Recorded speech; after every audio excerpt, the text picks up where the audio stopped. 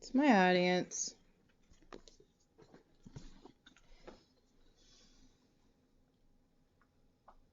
Imagine someone that you have never met and they know nothing about you decides that you are a danger to society and children.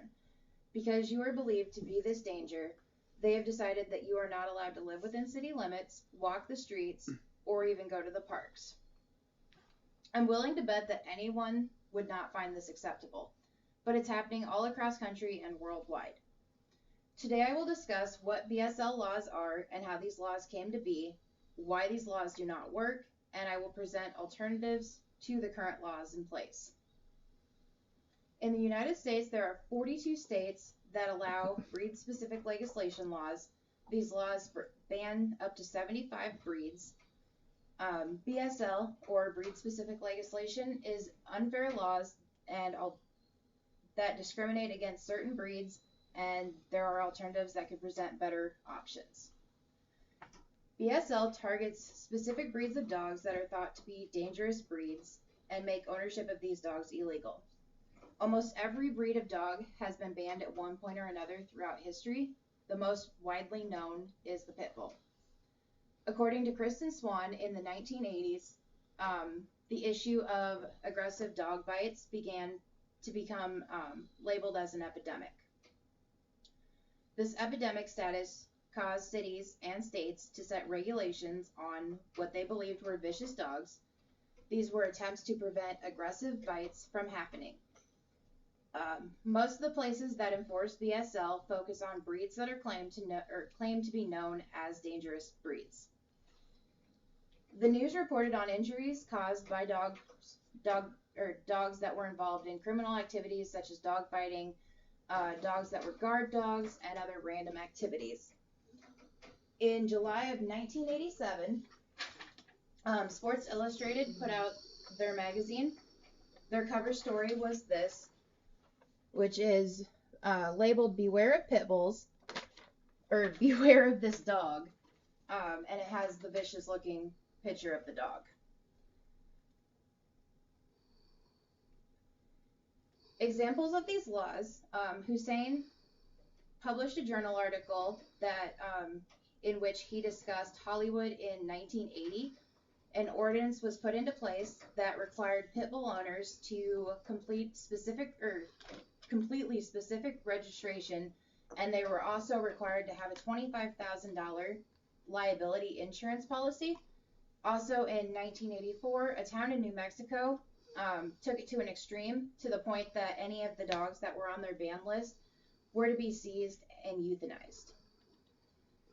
There are many breeds that are restricted or banned in areas throughout the world. These include Rottweilers, American Stafford Terriers, Bull Terriers, Chow Chows, German Shepherds, and Dobermans.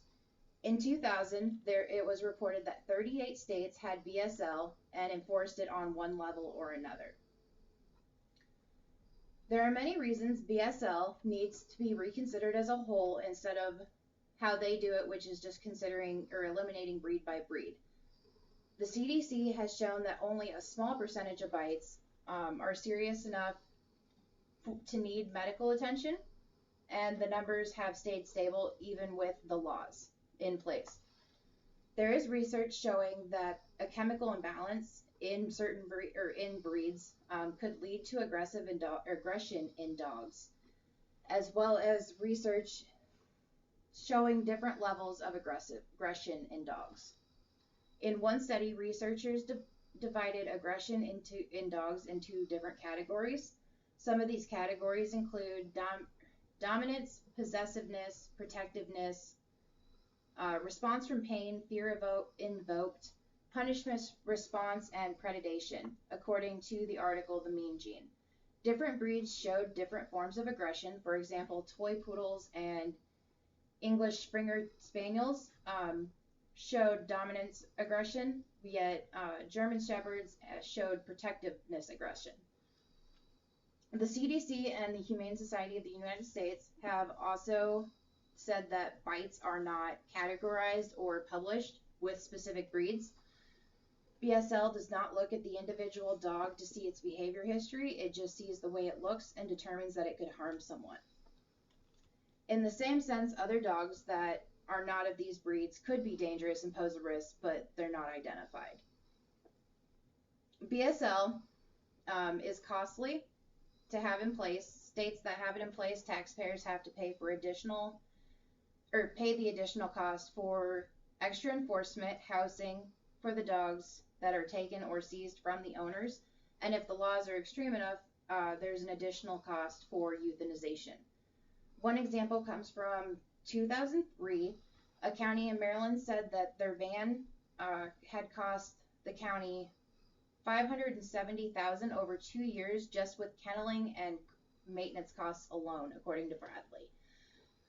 There are possible alternatives to look at with good reason to do so. Encouraging responsible animal ownership has been proven to decrease incidents of aggression. These include providing the proper and healthy diet, veterinary care, proper obedience training, and socialization has proven to be important.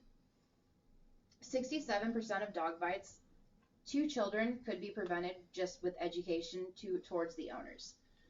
It has been suggested that a dog trainer could do a small session in schools with young children to teach what behaviors that they do might be risky.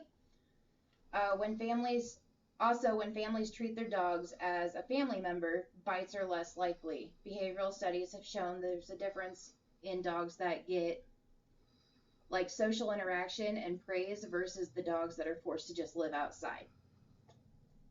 Spaying and neutering has also been proven to lower the risk of bites or aggression.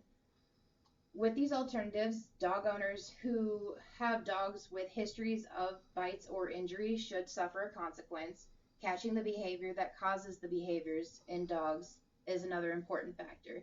There would be fines or consequences for leash violations, dangerous situations, as well as animal abuse. Fines then in turn could be used to fund these animal services. BSL have slowly started to make changes over the years, but certain breeds are still labeled no matter what.